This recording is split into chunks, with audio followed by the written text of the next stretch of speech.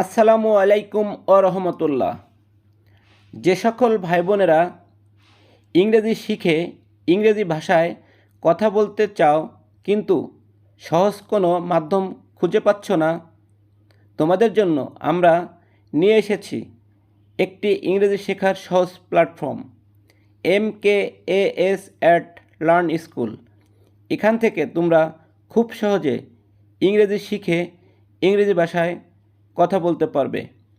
তাহলে চলো শুরু করি আমাদের আজকের পর্ব।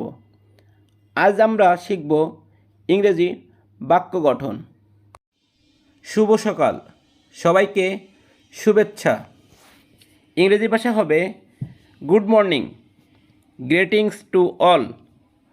Good morning, greetings to all. শুভ সকাল, সবাইকে শুভেচ্ছা।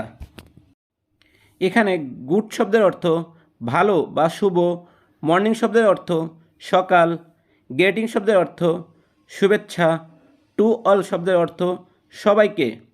Good morning, greetings to all. শুভ সকাল, সবাইকে শুভেচ্ছা। আমি তোমার হাসি পছন্দ করি। ইংলিশ ভাষা হবে I like your smile. I like your smile.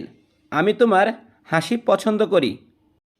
প্রিয় ভিউয়ার্স, এখানে আই শব্দের অর্থ আমি, লাইক শব্দের অর্থ পছন্দ করা, ইয়োর শব্দের অর্থ তোমার, স্মাইল শব্দের অর্থ হাসি। I like your smile. আমি তোমার হাসি পছন্দ করি। তুমি কেমন আছো? ইংলিশ ভাষা হবে how are you. How are you. তুমি কেমন আছো? এখানে হাউ শব্দের অর্থ কেমন, আর শব্দের অর্থ আছো, ইউ শব্দের অর্থ তুমি। How are you. তুমি কেমন আছো? তুমি ভালো আছো? ইংলিশ ভাষা হবে are you good. Are you good. Bangla অর্থ হবে তুমি ভালো আছো। এখানে ইউ শব্দের অর্থ তুমি, গুড শব্দের অর্থ ভালো, আর শব্দের অর্থ আছো। Are you good. তুমি ভালো আছো? আমি ভালো আছি। ইংলিশ ভাষায় হবে I am fine. I am fine. Bangla অর্থ হবে আমি ভালো আছি। এখানে আই শব্দের অর্থ আমি, এম শব্দের অর্থ আছি, ফাইন শব্দের অর্থ ভালো। I am fine. আমি ভালো আছি।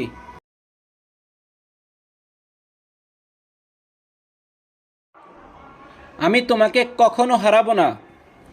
ইংলিশ ভাষায় হবে I never forget you. I never forget you. আমি তোমাকে কখনো হারাবো না। এখানে আই শব্দের অর্থ আমি, ফরগেট শব্দের অর্থ হারানো, ইউ শব্দের অর্থ তুমি। I never forget you. I never forget you. আমি তোমাকে কখনো হারাবো না। আমি কখনো হার মানব না। ইংলিশ ভাষায় হবে I never give up. I never give up. আমি কখনো হার মানব না। প্রিয় ভিউয়ার্স, এখানে আই শব্দের অর্থ আমি, নেভার শব্দের অর্থ কখনো না, গিভ আপ শব্দের অর্থ না মানা বা তুচ্ছ করা। I never give up. আমি কখনো হার মানব না, কারণ বাড়িতে আমার কিছু কাজ আছে।